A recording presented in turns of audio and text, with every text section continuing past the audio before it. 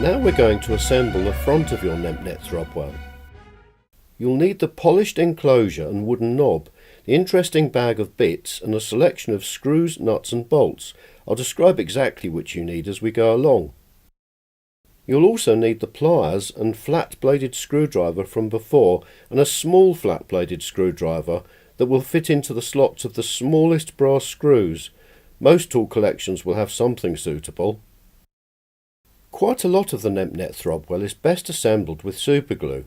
I was going to include some but realised many people won't have used it before. Because of the speed in which it sets, the potential for sticking the wrong bits together, or indeed accidentally including yourself as a component, needs to be considered.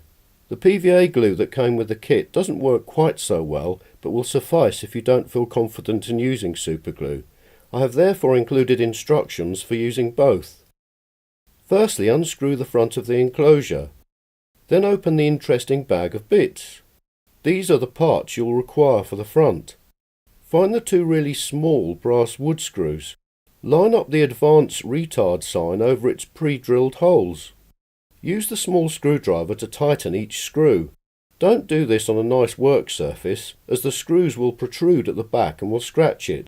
These are the smallest screws I could find. You could rest it on a newspaper to prevent any damage. Now you'll need the 5mm thick gear, the bearing, 2 large steel washers, a brass washer, the medium length M4 brass screw, which is 4mm in diameter, and an M4 steel nut. Place the gear on the table facing upwards. Position the bearing in the hole in the centre of the gear.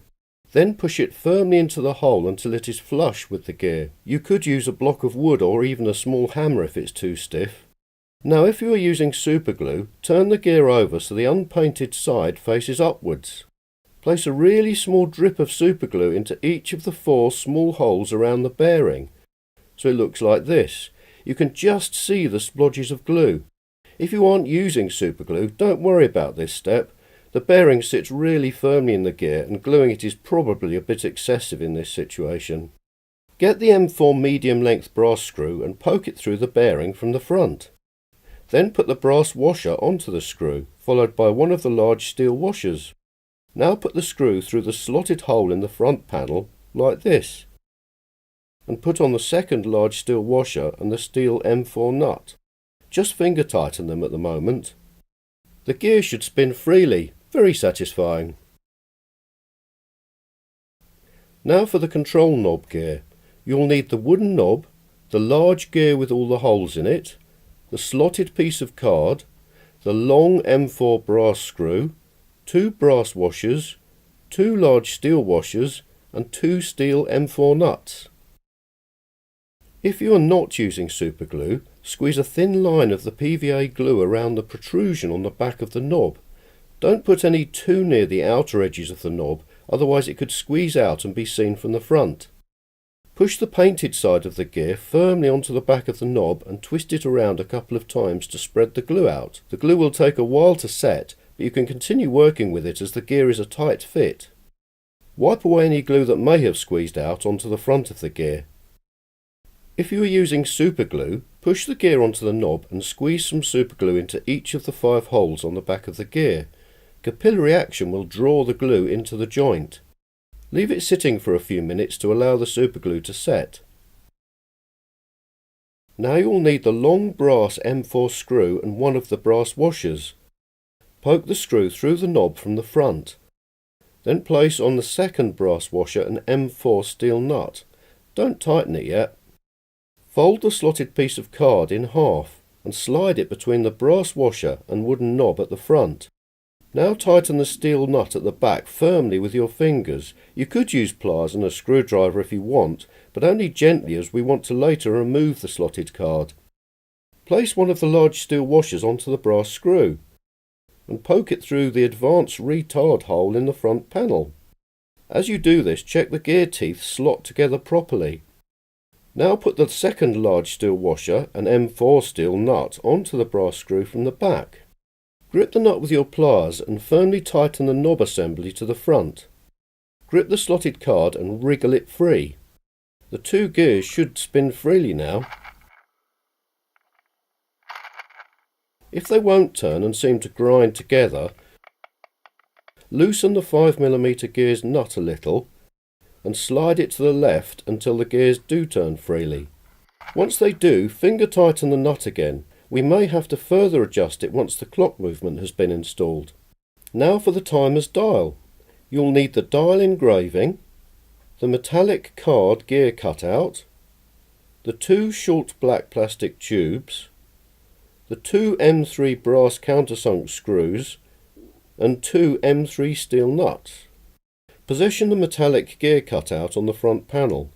Ensure the cutout part on the bottom edge faces this way. Slide the cutout downwards so the holes in the card line up with the holes in the front. Slide one of the brass screws through the engraved dial and slide on one of the black tubes. Push the screw through the hole in the card and front. Then tighten the steel nut onto the protruding thread.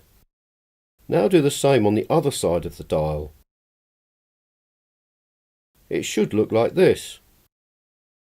If it does, hold the nuts from the back and tighten the screws firmly, but not too tight so they crack the dial. You could use pliers, but fingers usually provide sufficient grip. Now we need the clock movement and its rubber washer and nut. Place the recessed side of the rubber washer onto the clock shaft. Push the clock shaft through the front panel and tighten the nut with your pliers. Be careful not to damage the metallic card with the ends of the pliers, just tighten it firmly. Too tight and the thread could be damaged.